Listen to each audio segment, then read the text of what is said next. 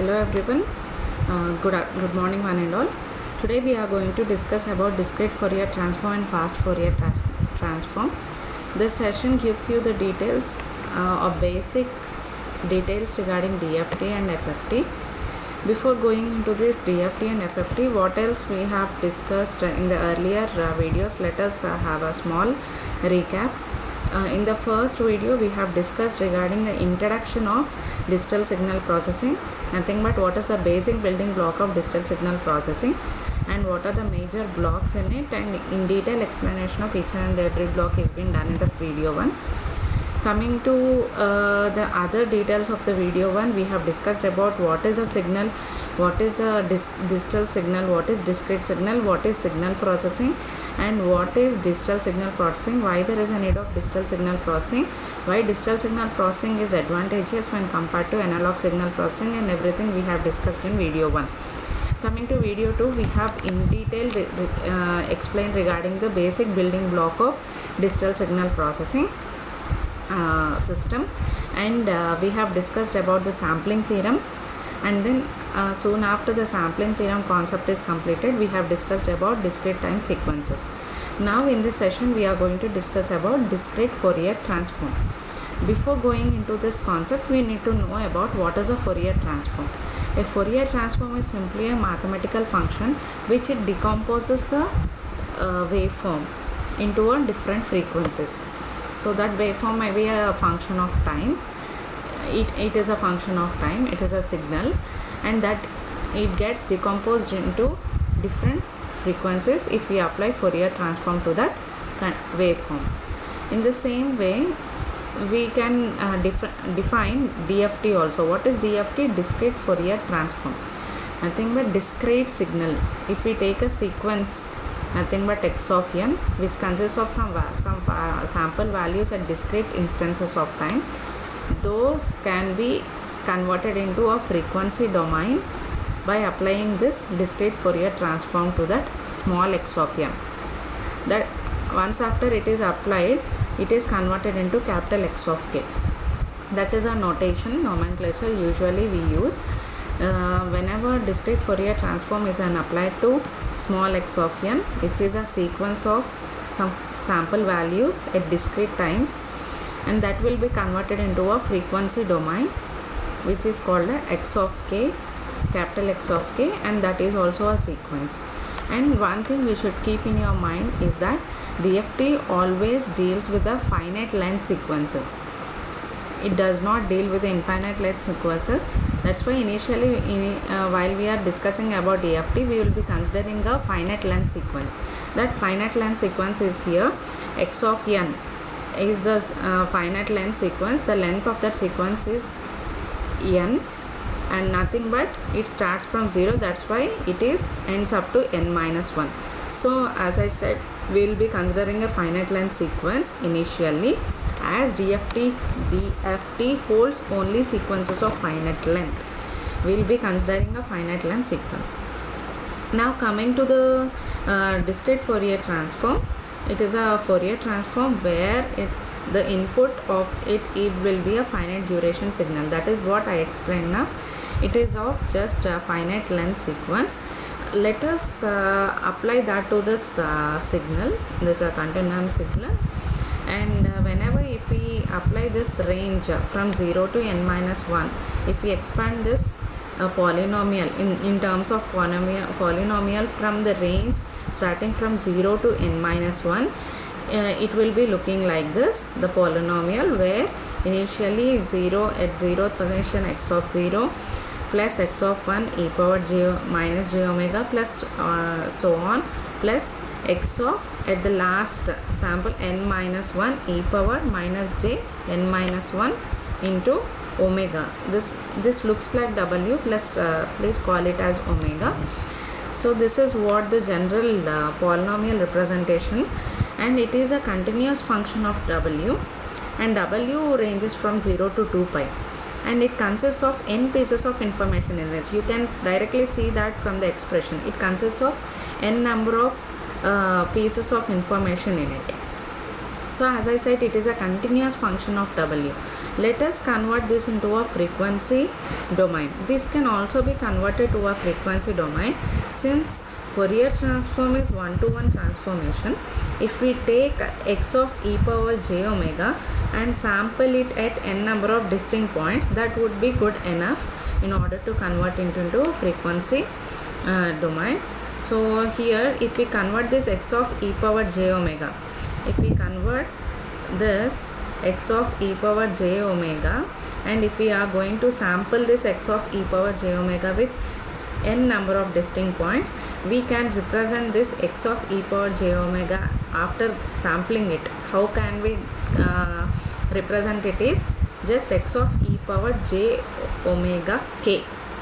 K is nothing but it is also a variable which it also varies from same range, that is 0 to n minus 1. Nothing but the input range and the output range is fixed for a DFT which is from 0 to n minus 1. That is the same frequency range will be maintained throughout, even at this both initially while applying DFT and IDFT. Now let us have a look at it. So as I said, instead of time domain constant, we take e power j omega as e power j omega k, and k also, as I said, it varies from 0 to n minus 1, and as I already mentioned you, omega varies from 0 to 2 pi. Here let us have a discussion. Let us take omega region.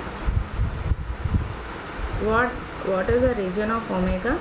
It as I said, it is from 0 to 2 pi.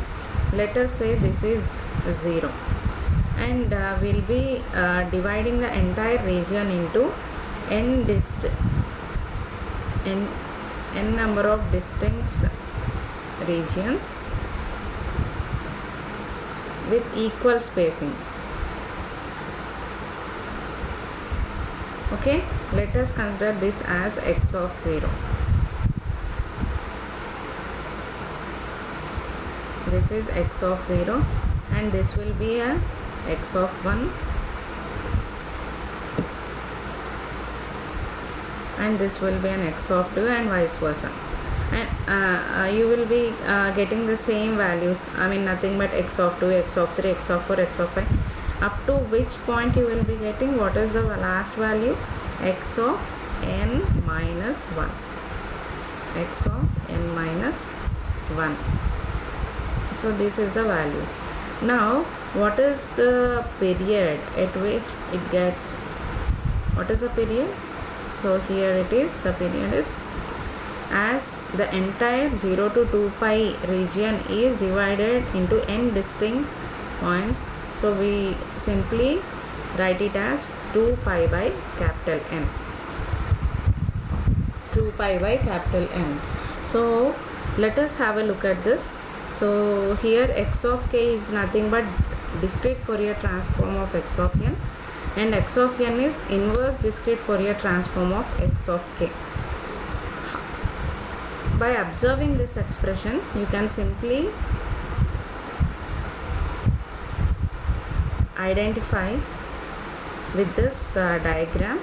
You can relate with this diagram. As I said, the partitions which are of period 2 pi by capital N, so that 2 pi by capital N period is being mentioned over here, as it is divided into n number of distinct points, nothing but n is equal to 0 to n minus 1, x of n, and e power minus j with this 2 pi by capital N is the period into nk. So as I said, k is also varies from 0 to n minus 1. If we apply inverse discrete Fourier transform to it, nothing but just apply inverse to the previous expression in order to get x of n from x of k. We will be applying this sort of expression. We call it as inverse discrete Fourier transform. So this is a discrete Fourier transform and inverse discrete Fourier transform, and what is just 1 by n 1 by n, applying inverse to the previous expression, will be getting this. And the only change you can observe is here it is negative sign, here you will not observe any negative, it is positive, since we are applying some inverse to the above expression. Now coming to this, in the literature generally this e power minus j into 2 pi by capital N is converted as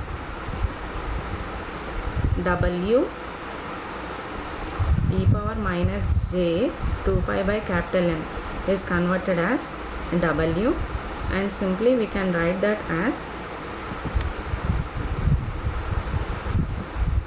w suffix n. Okay, and here there is two terms left, which is nk. We will be writing here nk. Okay, so that is what here the expression for DFT in a short form. Previously we have x of n into e power minus j 2 pi by capital N into nk. Now it is converted as summation n equal to 0 to n minus 1 x of n into w suffix n k n. And if you apply the inverse to it, simply 1 by n into, here the variation will be from k is equal to 0 to capital N minus 1.